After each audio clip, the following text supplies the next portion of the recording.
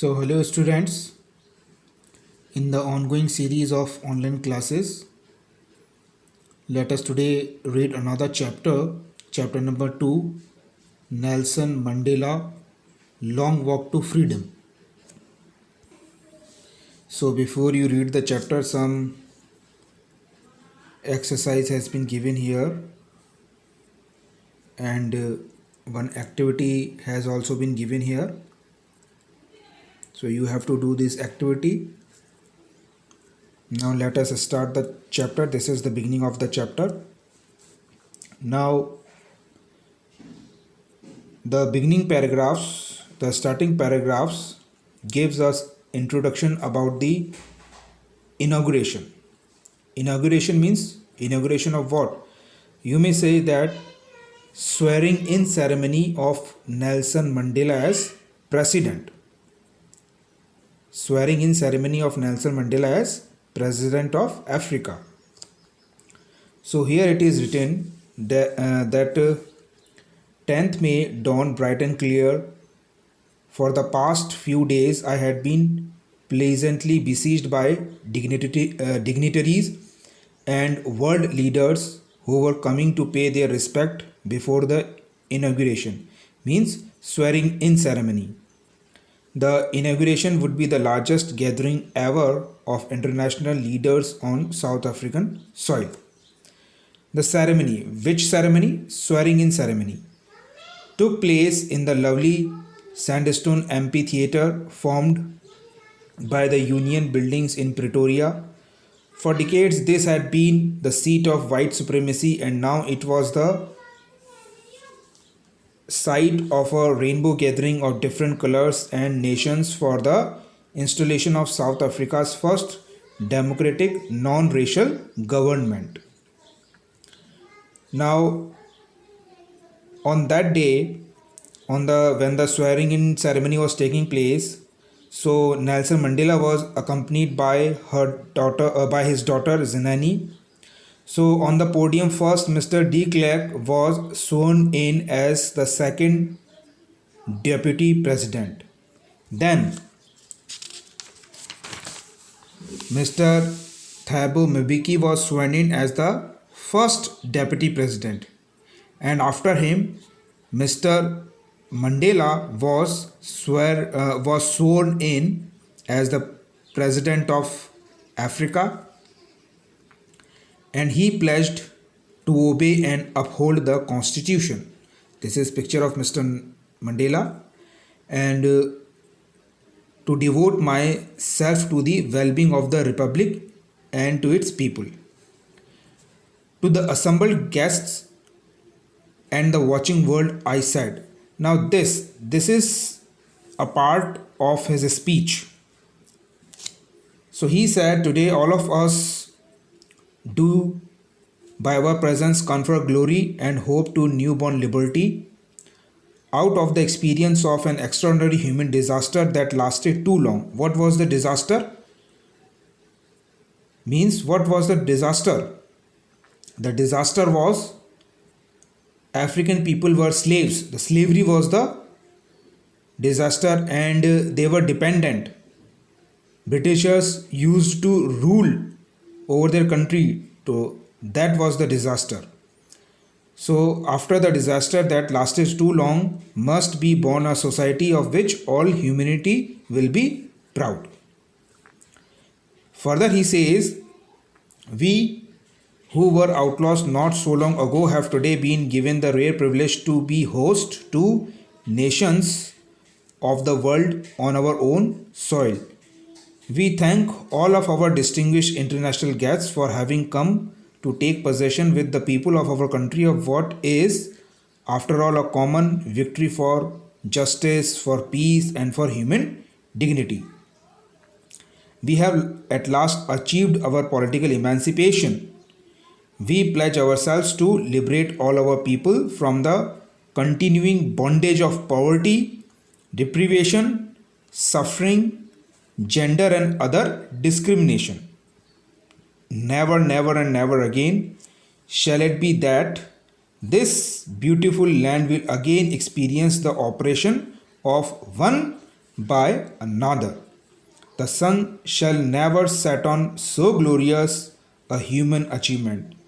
Let freedom reign. Let freedom rule this country. God bless Africa. So, this was the first part. Now, come to the second part.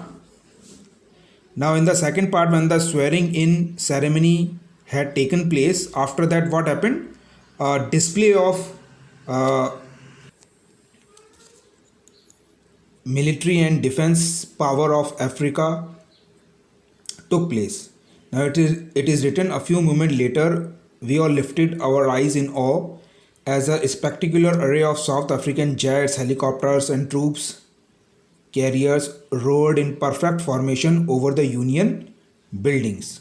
It was not only a display of pinpoint precision and military force, but a demonstration of the military loyalty to democracy and to a new government that had been freely and fairly elected. Now, here, after that, it is written that the highest generals of South African Defense Force and Police, they saluted Mr. Mandela and pledged their loyalty. And at that time, Mr. Mandela was not unmindful of the fact that years ago they would not have saluted but arrested him. But now they are saluting him because now he has become the president of Africa. And further, it is written that after that, a chevron of Impala jets left a smoke trail of black, red, green, blue, and gold of the new South African flag. This kind of scene you must have seen in India also at the time of Independence Day and Republic Day when the parade takes place in Delhi. At that time, many aircrafts they display their in Indian Army also display their jets, their fighter planes, helicopters, and many things. So in the same way, African Army was also displaying their aircrafts.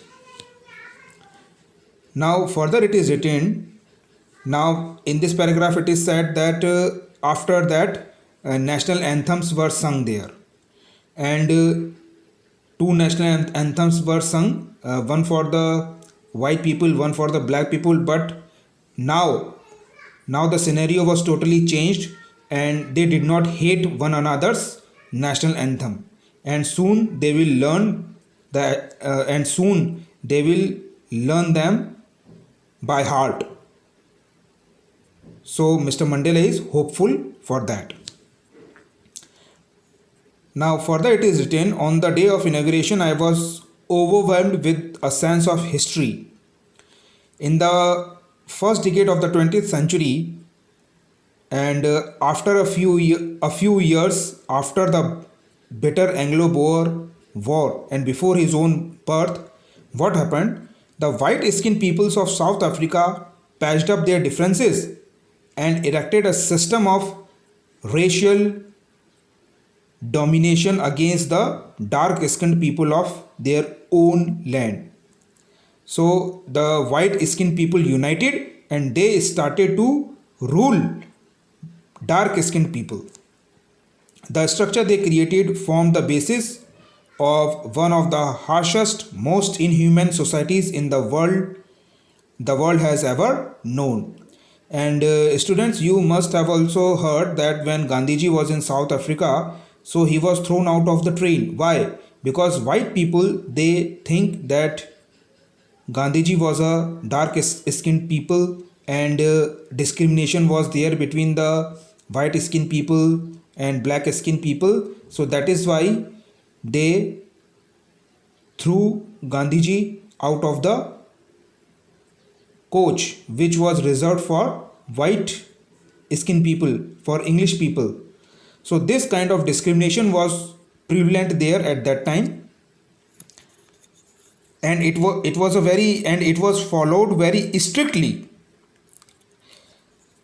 So further he says that now in the last decade of the 20th century and my own 8th decade as a man, the system had been overturned forever and replaced by one that recognized the rights and freedoms of all peoples regardless of the color of their skin. Now that system has been overturned, destroyed, abolished, and new system has taken place which does not make any discrimination between the white skinned people and the black skinned people.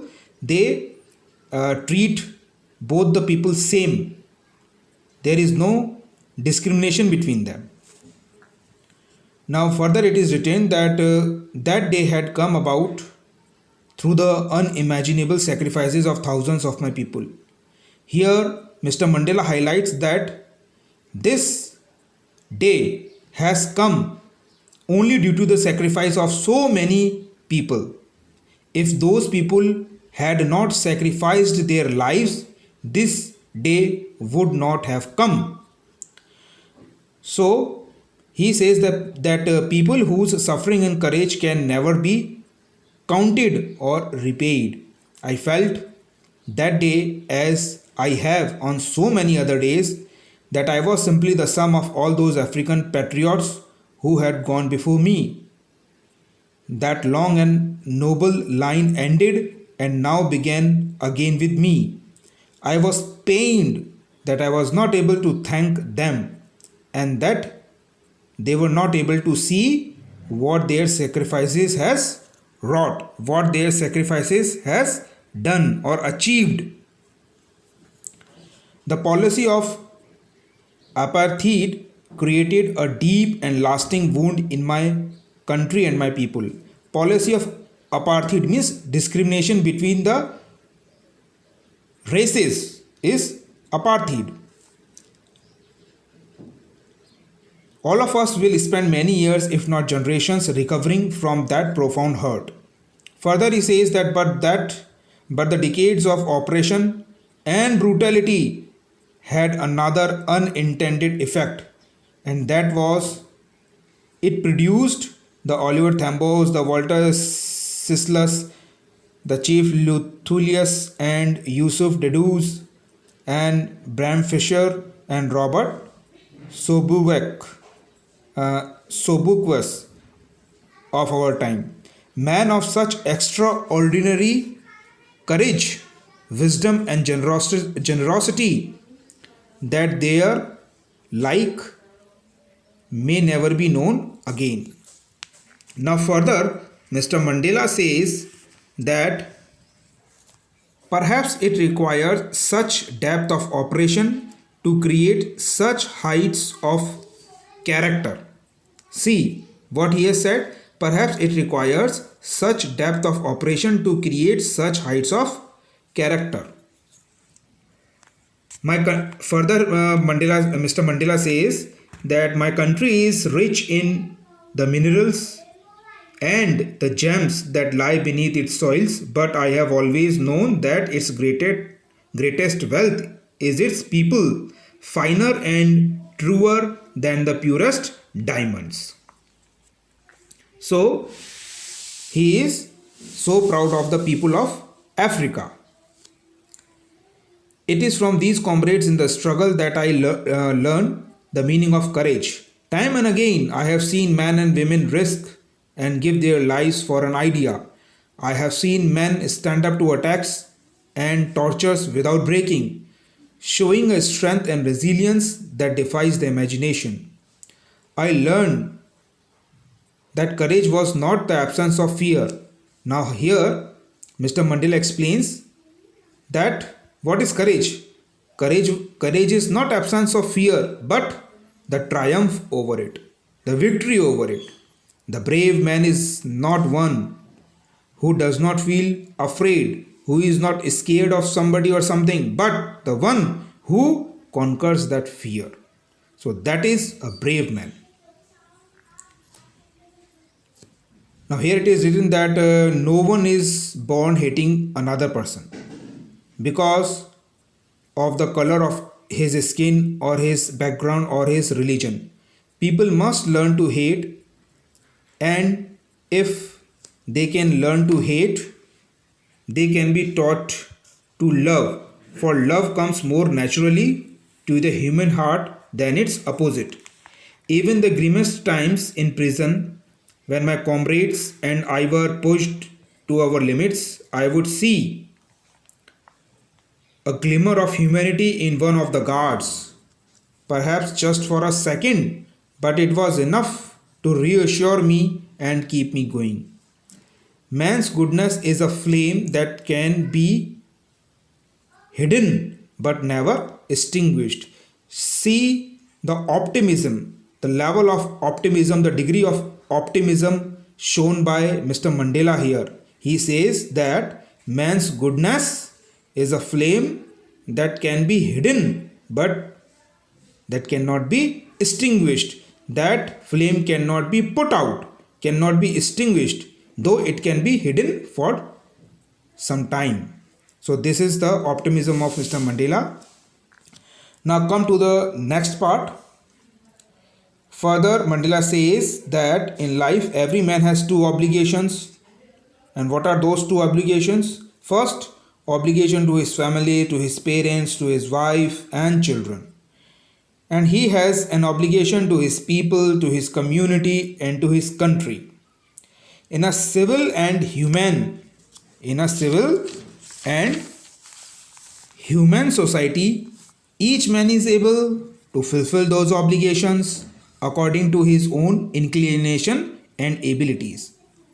But in a country like South Africa, it is almost impossible for a man of my birth and color to fulfill both of those obligations.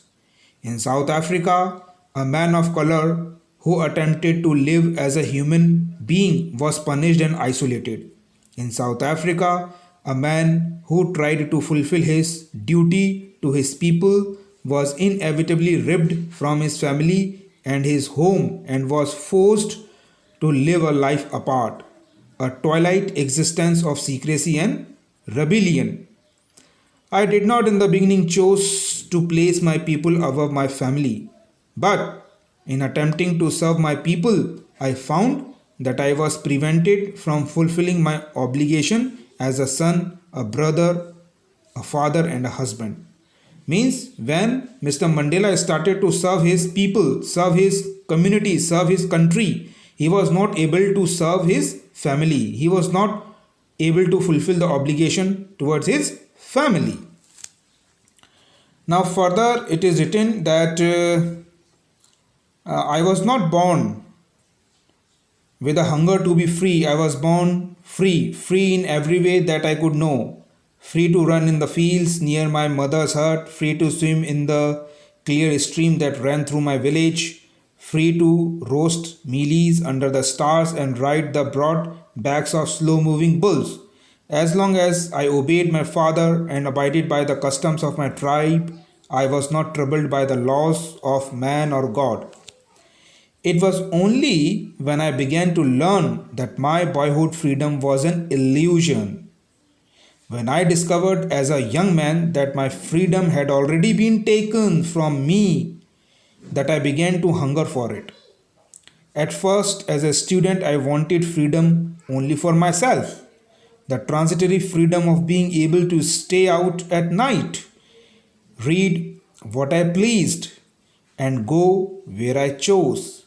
Later, as a young man in Johannesburg, I yearned for the basic and honorable freedoms of achieving my potential, of earning my keep, of marrying and having a family, the freedom not to be obstructed in a lawful life. But then I slowly saw that not only was I not free, but my brothers and sisters were also not free. I saw that it was not just my freedom that was curtailed, reduced, but the freedom of everyone who looked like I did. That is when I joined the African National Congress, and that is when the hunger for my own freedom became the greater hunger for the freedom of my people. It was this desire for the freedom of my people to live their lives with dignity and self respect. That animated my life, that transformed a frightened young man into a bold one, that drove a law abiding attorney to become a criminal, that turned a family loving husband into a man without a home, that forced a life loving man to live like a monk. I am no more virtuous or self sacrificing than the next man, but I found that I could not even enjoy the poor and limited freedom I was allowed when I knew my people were not free. Freedom is indivisible. The chains on any one of my people were the chains on all of them. The chains on all of my people were the chains on me. Now, see here. Now, here Nelson Mandela is talking about equality. He thinks that all people are equal and all people should be free. He is not only concerned with his own freedom but freedom of other people also. If others are not free, he thinks that he is also not free, he is also bound. So he talks about everybody. Now here he is talking about equality, that every man are equal and everyone should be free equally, they should all enjoy freedom equally. Now further he says, I knew that the oppressor must be liberated just as surely as the oppressed. A man who takes away another man's freedom is a prisoner of hatred. He is locked behind the bars of prejudice and narrow mindedness. I am not only free if I am taking away someone else's freedom, just as surely as I am not free when my freedom is taken from me. Means here he want to say that the person who takes away the freedom of somebody else, he is also a prisoner, he is also bound, he is also not free. Means the oppressor and the oppressed both are victim of bondage, both are not free, both are deprived of freedom. Here he says that the oppressed and the oppressor alike are robbed of their humanity. So Mr. Mandela is talking about freedom here, and we all know that he was a great man.